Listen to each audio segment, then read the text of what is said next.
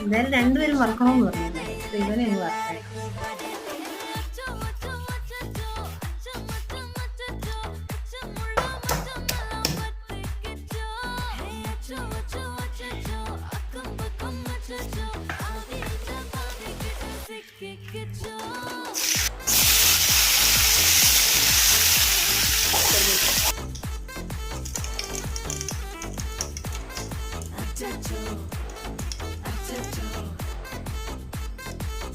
അനിയാ ചേച്ചാ,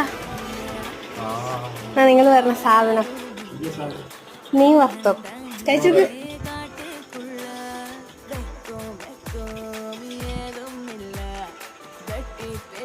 ഞാനുണ്ട്.